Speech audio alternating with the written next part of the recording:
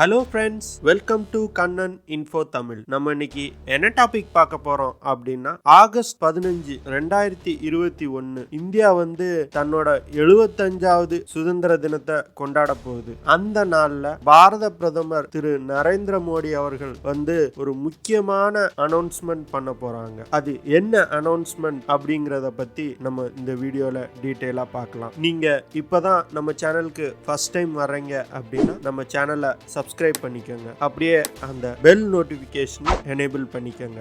August 15, 2021 அன்னைக்கு India தன்னோட 75வது சுதந்திர தினத்தை கொண்டாட போகுது. இந்த சுதந்திர தினத்துல வச்சு நம்ம பாரத பிரதமர் ஒரு முக்கியமான அறிவிப்பு அறிவிக்க போறாரு. அது என்ன அப்படின்னா, இந்திய முப்படைகளையும் மறுசீரமைக்க போறத பத்தி. 75வது சுதந்திர தினம் அன்னைக்கு மேரிடைம் கமாண்ட் மற்றும் ஏர் டிஃபென்ஸ் கமாண்ட் அப்படின்னு 2 புது கமாண்ட்களை உருவாக்க போறாங்க. ஏர் டிஃபென்ஸ் கமாண்டோட ஹெட் குவார்ட்டர்ஸ் அலகாபாத்ல இருக்கும் அப்படின்னு சொல்லியிருக்காங்க. இதோட வேலை என்ன அப்படின்னா, இந்தியன் ஆர்மி, ஏர்ஃபோர்ஸ், நேவி இதோட ஏர் ஆசெட்ஸ் ஃபுல்லா கண்ட்ரோல் பண்றது மற்றும் வான்வெளியாக வரும் அச்சுறுத்தல்ல இருந்து நம்மளோட மிலிட்டரி ஆசெட்ஸ பாதுகாக்கிறது. இந்த கமாண்ட் பண்றது ஒரு 3 ஸ்டார் ஐஃபா ஆபீசர். அடுத்த கமாண்ட் மேரிடைம் கமாண்ட். மேரிடைம் கமாண்டோட ஹெட் குவார்ட்டர்ஸ் கார்வார் அப்படிங்கிற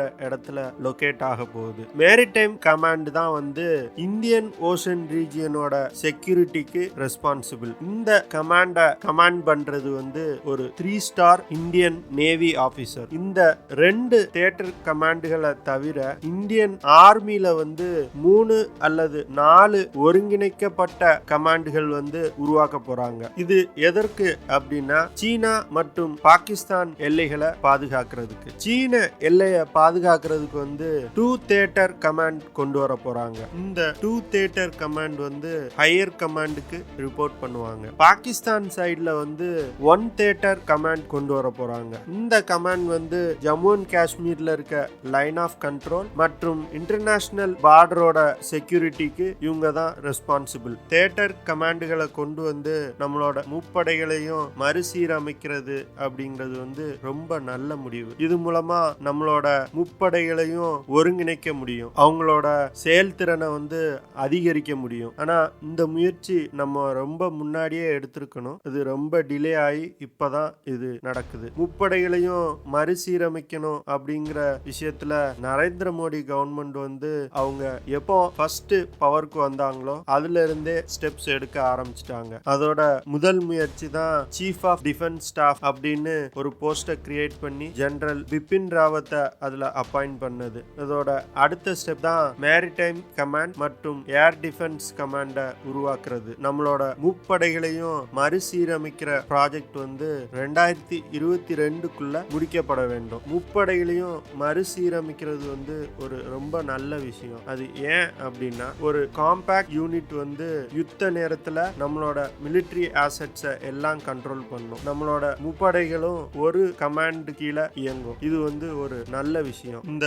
தியேட்டர் கமாண்ட் சிஸ்டத்தை உலகம் முழுவதும் 32 நாடுகள் ஃபாலோ பண்றாங்க. இதுல அமெரிக்காவும் சீனாவும் இந்த மாதிரி தியேட்டர் கமாண்ட் சிஸ்டத்தை தான் ஃபாலோ பண்றாங்க. சீனா நம்மளுக்கு முன்னாடியே அவங்களோட முப்படைகளையும் ஒருங்கிணைத்துட்டாங்க. சீனா அவங்களோட முப்படைகளையும் 5 தியேட்டர் கமாண்டுகளா பிரிச்சிருக்காங்க. Eastern theatre command, southern theatre command, western theatre command, northern theatre command, central theatre command அப்படின்னு 5 பிரிவுகளா பிரிச்சிருக்காங்க. இதுல இந்திய எல்லைக்கு பொறுப்பேற்பது வெஸ்டர்ன் தியேட்டர் கமாண்ட். ஆனா நம்ம இன்னும் பிரிட்டிஷர்ஸ் ஃபாலோ பண்ண அதே சிஸ்டத்தை தான் நம்ம ஃபாலோ பண்ணிட்டு இருக்கோம். இந்தியன் ஆர்மி, நேவி, ஏர்ஃபோர்ஸ் இந்த முப்படைகளுக்கும் இடையில மொத்தம் 17 கமாண்ட்ஸ் இருக்கு. இந்த 17 கமாண்ட்ஸையும் ஒருங்கிணைக்கிறது அப்படிங்கிறது ஒரு சாதாரண விஷயம் கிடையாது. ஒரு யுத்த நேரத்துல இவங்களால சரியா ஒருங்கிணைந்து செயல்பட முடியாது.